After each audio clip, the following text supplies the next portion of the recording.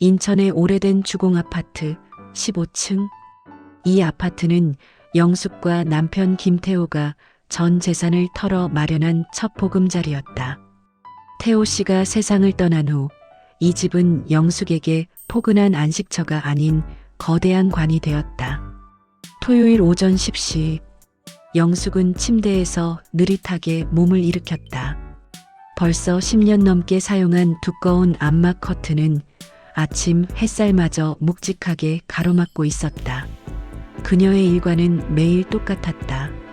일어나서 대충 찬물로 세수하고 냉장고 속에 김치찌개, 재탕이나 젓갈로 밥상을 차렸다. 식사를 마친 후에는 텔레비전 앞에 앉아 종일 드라마 재방송만 보았다. 그녀는 자신이 마치 흐르는 물이 없는 웅덩이처럼 정체되어 있다고 생각했다. 남편 김태호는 4년 전 예고 없이 찾아온 심근경색으로 그녀의 곁을 떠났다. 사랑한다는 말 한마디 없이, 잘 지내라는 마지막 작별 인사도 없이, 그 갑작스러운 상실은 영숙의 삶 전체를 송두리째 뽑아냈다. 정확히 1310일. 이 긴 시간 동안 영숙은 단 한 번도 남편의 유품이 가득한 안방 옷장을 열어보지 않았다. 그 안에는 남편의 채취가 옅게 남아있을 것만 같아서 그 냄새가 완전히 사라질까 두려웠다. 영숙의 마음속에는 항상 두 가지 감정이 싸웠다. 태호 씨에 대한 사무치는 그리움, 그리고 내가 더 잘했어야 하는데 하는 지독한 죄책감. 그녀는 남편의 죽음이 마치 자신이 짊어져야 할 평생의 숙제처럼 느껴졌다. 누구에게도 이 깊은 고독을 털어놓지 못했다. 아들 준우는 결혼하여 멀리 살았다. 엄마, 주말인데 뭐해? 어디 나가지 않고? 아들 준우의 목소리는 다정했지만 미묘한 걱정과 의무감이 섞여 있었다. 응, 엄마. 그냥 집에서 쉬고 있지. 나갈 데도 없고. 영숙은 늘 같은 대답을 했다. 혼자 계시지 말고 친구분들이랑 여행이라도 가봐. 제가 용돈 드릴게요. 영숙은 아들의 말에 짜증이 났다. 내가 내 고독을 어떻게 알아? 하지만 속으로는 내가 움직여야 하는데 하는 자책감이 더 크게 밀려왔다. 그녀는 고독이라는 늪에 스스로 빠져 허우적거리고 있었다. 세상은 그녀에게 끊임없이 잊고 살아라고 말했지만 잊는다는 것은 곧 태호 씨를 배신하는 것만 같았다. 그녀의 세상은 완전히 멈춰버린 채 차갑고 단단하게 굳어 있었다. 야, 이영숙, 너 이대로 진짜 병들어서 나한테 짐 될래? 당장 내려와. 5분 안에 안 나오면 내 아파트 경비실에 소리 지른다. 오전 11시 혜란의 목소리는 전화기 너머로 분노와 절박함을 동시에 뿜어냈다. 영숙은 도망치고 싶었지만 혜란의 성격을 알기에 더 이상 거부할 수 없었다. 그녀는 억지로 혜란의 차에 올라탔다. 묻지마, 관광. 김혜란, 너 진짜 미쳤어? 나 그런데 가는 사람 아니잖아. 영숙은 히스테리컬하게 소리쳤다. 혜란은 운전에만 집중하며 단호하게 말했다. 알아. 내가 고상한 사람인 거. 근데 영수가 내 고상함 때문에 내 영혼이 썩고 있어. 오늘은 내 고상함 내려놓고 딱 하루만 다른 사람처럼 살아봐. 나도 이혼하고 얼마나 외로운지 알잖아. 여기 오는 사람들은 다 우리처럼 외로운 사람들 뿐이야. 혜란의 차가 멈춘 곳은 서해안 고속도로 입구 근처의 외곽 공영 주차장이었다. 수많은 관광버스 중 커튼이 굳게 닫힌 검은색 대형 버스 한 대가 묘한 기운을 풍기고 있었다. 버스 주변에는 50대, 60대 중년들이 모여 있었는데 그들의 얼굴에는 어색함과 동시에 해방감 같은 것이 뒤섞여 있었다. 영숙은 그 분위기에 압도되어 숨막히는 기분을 느꼈다. 나는 저들과 달라. 나는 태호 씨의 아내였어. 영숙은 속으로 끊임없이 자신을 방어했다. 버스가 11시 30분에 출발했다. 영숙은 혜란에게 떠밀려 버스에 올랐다. 버스 내부는 예상보다 더 소란스러웠다. 테이블 형태로 개조된 좌석에는 이미 사람들이 앉아 있었고 노래방 기계에서는 트로트 가요가 흘러나오고 있었다. 소주와 맥주를 섞는 소맥 냄새가 코를 찔렀다. 영숙은 온몸의 털이 곤두서는 듯한 불편함을 느꼈다. 총무가 확성기를 들고 외쳤다. 자, 여러분. 오늘 하루 이름도 나이도 묻지 않는 12시간의 일탈을 시작합니다. 우리의 운명적인 짝을 찾아봅시다. 영숙은 혜란의 팔을 붙잡고 떨었다. 혜란은 영숙의 귀에 속삭였다. 긴장하지 마. 그냥 하루만 살아보는 거야. 괜찮아. 파란 상자에 손을 넣으려는 순간 영숙의 손끝에 닿은 종이 봉투가 묘하게 뜨거웠다. 그녀는 떨리는 손으로 봉투를 집어 올렸다. 그녀의 심장은 멈춘 듯했지만 동시에 다음 순간에 대한 미세한 긴장감으로 가득 차 있었다. 어떤 사람이 나를 기다리고 있을까? 4년 만에 처음으로 그녀의 삶에 기다림이라는 감정이 들어섰다. 영숙이 뽑은 번호는 7번이었다. 그녀는 숨을 멈췄다. 총무의 외침에 뒤쪽 테이블에서 한 남자가 천천히 일어났다. 그는 60세로 보였지만 단정하고 고든 자세를 유지하고 있었다. 회색 셔츠와 짙은 청바지 차림이 깔끔했다. 그는 영숙을 향해 고개를 숙여 인사했다. 안녕하세요. 7번 짝입니다. 잘 부탁드립니다. 그의 목소리는 소란스러운 버스 안에서도 명료하게 들릴 만큼 낮고 차분했다. 최준영은 영숙의 옆자리에 앉았다. 그녀는 그를 똑바로 쳐다볼 수 없어 시선을 창밖으로 돌렸다. 그의 몸에서 풍겨나오는 비누 냄새와 옅은 스킨 냄새가 그녀의 코끝을 간지렸다. 4년 동안 그녀의 후각은 곰팡이 냄새와 먼지 냄새에 익숙해져 있었다. 이 낯선 남자의 냄새는 그녀에게 강렬한 자극으로 다가왔다. 총무가 첫 게임을 제안했다. 짝과 손잡고 10초 동안 눈 마주보기. 영숙의 심장은 격렬하게 요동쳤다. 준영이 조심스럽게 오른쪽 손을 내밀었다. 괜찮으세요? 불편하시면 말씀하세요. 영숙은 망설이다 떨리는 손을 내밀어 그의 손을 잡았다. 그 순간 4년 동안 그녀를 감싸고 있던 고독의 장막이 찢어지는 듯했다. 준영의 손은 크고 거칠었지만 그 온기는 깊고 뜨거웠다.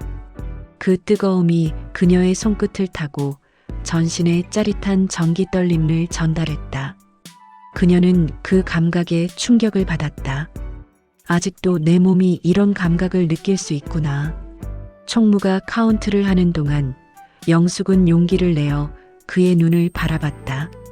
깊은 눈매와 부드러운 눈빛. 5초가 지나자 영숙은 더 이상 견딜 수 없어 웃음을 터뜨리며 고개를 숙였다. 벌칙은 서로 어깨 주물러주기. 준영이 먼저 영숙의 뒤로 몸을 돌렸다. 힘 조절 잘 못하지만 시원하게 해드릴게요. 그의 크고 단단한 손이 영숙의 어깨에 닿았다. 그 낯선 남자의 온기가 얇은 니트 위로 스며들 때 영숙은 온몸이 경직되었다.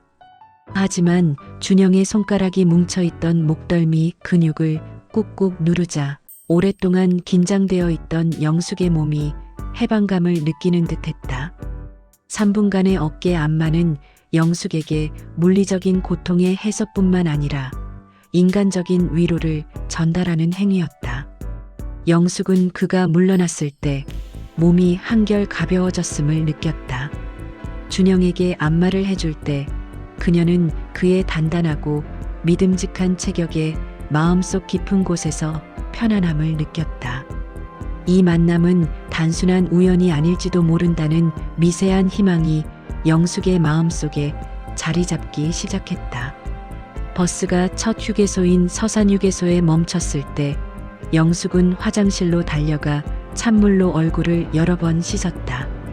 얼굴에 홍조를 식히려는 노력과 동시에 그녀는 자신의 내면에서 솟아나는 생의 떨림을 억누르려 했다. 태호 씨, 미안해. 내가 지금 왜 이러는지 모르겠어.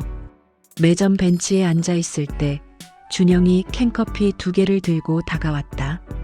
그는 영숙에게 커피를 건네고 옆자리에 앉았다. 이 짧은 시간 동안 영숙은 묻지마 관광의 낯선 분위기 대신 준영의 존재에서 깊은 편안함을 느꼈다. 영숙이 먼저 용기를 내어 입을 열었다. 준영 씨, 저 사실은 남편이 4년 전에 돌아가셨어요. 그래서 이런 곳에 오는 게 죄책감이 들어요. 준영의 눈빛이 깊어졌다. 그는 영숙의 손을 조심스럽게 잡고 말했다. 영숙 씨, 저는 아내가 6년 전에 세상을 떠났습니다. 암 투병 오래 하다가 저는 6년 동안 영숙 씨처럼 죽은 것처럼 살았어요. 웃고 일했지만 집에 가면 텅 빈 공간에 혼자였죠. 세상과 단절된 삶이었어요. 같은 아픔, 다른 시간의 상실을 공유하는 순간 두 사람은 묻지마 관광의 가벼운 짝이 아니라 영혼의 동반자처럼 느껴졌다. 영숙은 눈물을 글썽이며 4년간의 고독을 털어놓았다. 저는 제가 다시 누군가를 만날 자격이 없다고 생각했어요. 태호 씨에게 너무 미안해서. 근데 오늘 준영 씨 손을 잡았을 때 처음으로 내가 다시 살아있다는 느낌이 들었어요. 심장이 뛰고 온몸에 전기가 오르는 것처럼요. 준영은 영숙의 손을 꽉 쥐었다. 저도 마찬가지예요. 영숙 씨, 저는 영숙 씨에게서 따뜻한 생명력을 느껴요. 저는 이 만남을 우연으로 끝내고 싶지 않습니다. 영숙 씨, 그들은 그 자리에서 묻지마 관광의 규칙을 깼다. 저는 이영숙이에요. 60세입니다. 저는 최준영입니다. 동갑이에요. 서로의 이름과 연락처를 교환했다. 그들의 만남은 이제 버스 안의 일탈이 아니라 진실한 관계로 발전할 수 있는 가능성을 품게 되었다. 그들은 여행이 끝난 후에도 계속 만날 것을 약속하며 서로를 향한 간절함과 희망을 확인했다. 펜션에 도착했을 때 2인 1실에 놓인 더블 침대 하나는 영숙에게 엄청난 심리적 압박으로 다가왔다. 죄책감이 그녀의 목을 조르는 것 같았다. 태호 씨, 나는 지금 뭘 하려는 걸까? 준영은 영숙의 긴장을 눈치챘다. 그는 짐을 풀자마자 방에 있던 작은 소파를 가리켰다. 영숙 씨, 제가 소파에서 잘게요. 침대 편하게 쓰세요. 저는 잠자리를 가리지 않으니 걱정 마세요. 영숙은 그의 배려에 감동했지만 마음은 여전히 혼란스러웠다. 샤워를 마친 후 그녀는 옅은 잠옷 차림으로 방에 나왔다. 준영은 그녀의 몸에 시선을 두지 않고 창밖의 별을 바라보고 있었다. 준영이 조심스럽게 영숙의 옆에 앉아 그녀의 손을 잡았다. 영숙 씨, 저는 영숙 씨를 존중합니다. 오늘 저희가 느꼈던 떨림과 온기는 단순한 외로움 때문이 아니라고 생각해요. 서로의 삶을 위로하고 싶다는 간절한 마음 때문이었죠. 저는 영숙 씨를 원합니다. 하지만 단 한순간도 영숙 씨를 불편하게 하거나 과거의 상실에 대한 죄책감을 들이면서까지 강요하고 싶지 않아요. 싫으시면 지금이라도 제가 나가서 다른 방으로 갈게요. 영숙은 눈물을 흘렸다. 그녀의 눈앞에는 태호 씨의 서글픈 얼굴이 아른거리는 것 같았다. 하지만 동시에 준영의 단단하고 따뜻한 손이 그녀의 현실을 붙잡고 있었다. 그녀는 깨달았다. 태호 씨는 이제 돌아올 수 없으며 그녀의 삶은 계속되어야 한다는 것을. 그녀는 태호 씨에게 충실했지만 그 충실함이 그녀의 남은 삶을 고독하게 옥죄어서는 안 된다는 것을. 영숙은 고개를 들고 준영을 바라봤다. 준영 씨, 저도 그래요. 저도 이젠 이 고독 속에서 벗어나고 싶어요. 저도 다시 살고 싶어요. 죄책감, 제가 감당할게요. 준영 씨, 저를 안아주세요. 그날 새벽 두 사람은 서로의 상실과 고독을 공유하며 깊은 온기를 나누었다. 그것은 이영숙이 4년의 멈춤을 끝내고 다시 살아내겠다고 스스로에게 다짐하는 성숙한 맹세였다. 그녀는 잠든 준영의 곁에서 4년 만에 처음으로 깊고 평화로운 잠에 빠졌다. 여행을 마치고 일상으로 돌아온 후 영숙은 다시 심각한 죄책감에 시달렸다. 그녀는 준영에게서 온 첫 전화를 받지 못했다. 내가 태호 씨에게 너무 미안한 짓을 했어. 그녀는 다시 아파트에 틀어박혀 스스로를 벌하기 시작했다. 이틀 후 준영이 보낸 긴 문자 메시지가 도착했다. 영숙 씨. 제가 영숙 씨의 죄책감을 이해하지 못한다고 생각하지 않습니다. 4년이라는 시간이 얼마나 무거울지 짐작조차 어렵습니다. 하지만 영숙 씨, 부디 오늘 밤에만이라도 생각해 주세요. 우리가 그때 나눈 온기가 죄악이었는지 아니면 서로의 삶을 살리려는 간절한 희망이었는지 저는 영숙 씨의 그 죄책감까지도 함께 짊어지고 싶습니다. 괜찮으시다면 오늘 저녁 7시 영숙 씨 아파트 단지 앞 놀이터 벤치에서 기다리겠습니다. 오지 않으셔도 괜찮습니다. 하지만 저는 영숙 씨를 기다릴 겁니다. 영숙은 메시지를 읽고 눈물을 쏟았다. 준영은 그녀의 가장 깊은 상처까지도 끌어안으려 하고 있었다. 저녁 7시 정각. 영숙은 결국 용기를 내어 집 밖으로 나섰다. 4년 만에 가장 힘든 발걸음이었다. 놀이터 벤치에는 준영이 코트 차림으로 벤치에 앉아 있었다. 그는 그녀를 보자마자 벌떡 일어나 달려왔다. 영숙은 그의 품에 안겨 서럽게 울었다. 미안해요, 준영 씨. 제가 너무 못났어요. 죄책감 때문에. 괜찮습니다. 영숙 씨, 괜찮아요? 이제 제가 옆에 있을게요. 이날의 눈물의 재회는 영숙이 내적 갈등을 극복하고 관계 지속이라는 용기를 택한 결정적인 순간이었다. 이후 6개월 동안 그들의 만남은 더욱 진지해졌다.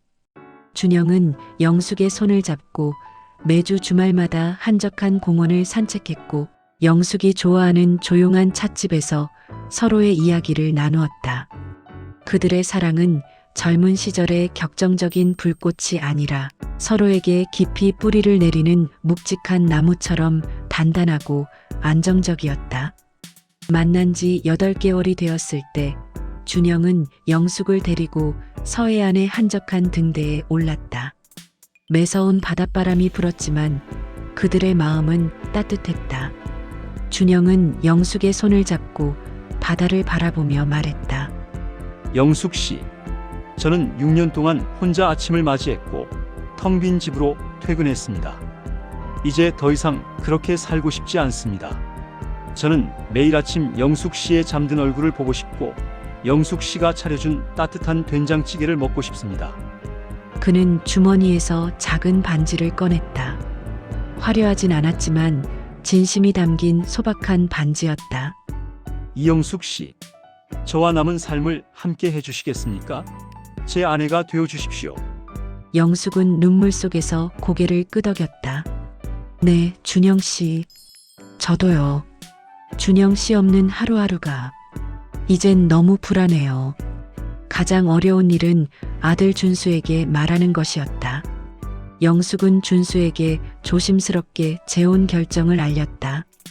준수는 처음에는 놀랐지만 이내 침착하게 물었다. 어머니, 준영 아버님은 어떤 분이세요? 어머니를 아껴주시나요? 영숙은 준영의 성실함과 배려, 그리고 두 사람이 공유했던 상실의 고통을 솔직하게 털어놓았다. 준수는 잠시 침묵하더니 영숙의 손을 잡고 말했다. 엄마, 아버지가 살아계셨다면 엄마가 이렇게 혼자 외롭게 사시는 걸 가장 마음 아파하셨을 거예요. 아버님도 분명 엄마의 행복을 빌어주실 겁니다. 정말 다행이에요. 좋은 분 만나셨다니. 어머님도 이제 행복하셔야죠. 제가 진심으로 축하드려요. 준수의 진심 어린 축복은 영숙의 마음속에 남아있던 마지막 죄책감을 완전히 녹여주었다. 그녀는 그제야 태호 씨를 완전히 보내주고 새로운 삶을 받아들일 수 있었다. 준영의 딸 수지 역시 재혼을 열렬히 환영하며 두 사람의 만남을 축복했다. 아이들의 진심 어린 지지 속에서 영숙과 준영은 구청에 가서 혼인신고를 마치고 법적으로 정식 부부가 되었다. 결혼 1년 후 영숙은 매일 아침 준영의 품에서 눈을 떴다. 61세가 된 그녀의 얼굴에는 깊은 주름이 여전했지만 눈빛만은 4년 전의 무기력함을 벗어나 생기로 가득 차 있었다.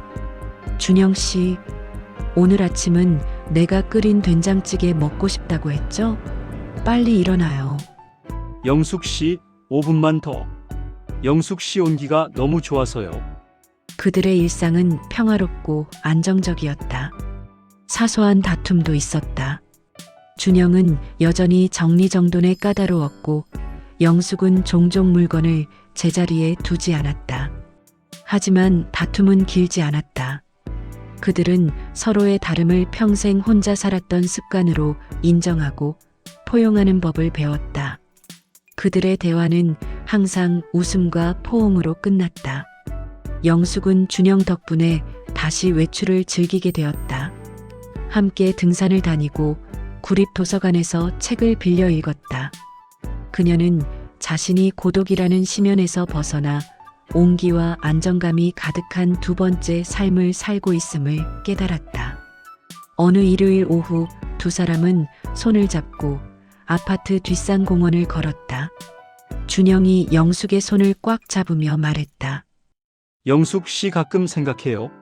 만약 그때 용기를 내지 않고 그 버스에 오르지 않았다면 우리는 여전히 각자의 고독 속에서 죽은 듯 살고 있었겠죠. 맞아요.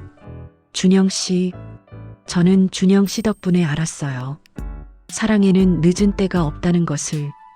그리고 사랑받을 자격이 있는 자신을 포기해서는 안 된다는 것을요. 영숙은 준영을 올려다보았다. 그의 얼굴에는 세월의 흔적이 깊게 새겨져 있었지만 그녀를 바라보는 눈빛만은 젊은 시절의 사랑처럼 뜨겁고 진실했다. 10년 후는요? 영숙이 물었다. 준영은 환하게 웃으며 영숙을 단단하게 끌어안았다. 10년 후도 그 후도 영숙 씨랑 함께 있을 거예요. 우리는 이제 하나의 온기니까요. 그들의 새로운 삶은 이미 시작되었고 그 행복은 매일매일 깊어지고 있었다. 황혼에 다시 피어난 그들의 사랑은 모든 이들에게 용기와 희망을 주는 따뜻한 메시지였다. 고독을 걷어내고 온기를 붙잡는 용기만이 남은 삶을 가장 아름답게 만든다. 깊이 있는 이야기들을 보시려면 구독과 알림 설정으로 함께 해주시고 좋아요로 응원해주세요. 여러분의 선택이 영상을 제작하는데 큰 힘이 됩니다. 인생의 황혼에서 다시 피는 늦은 사랑과 외로움과 용기에 대해 이야기하는 어른이 소설입니다.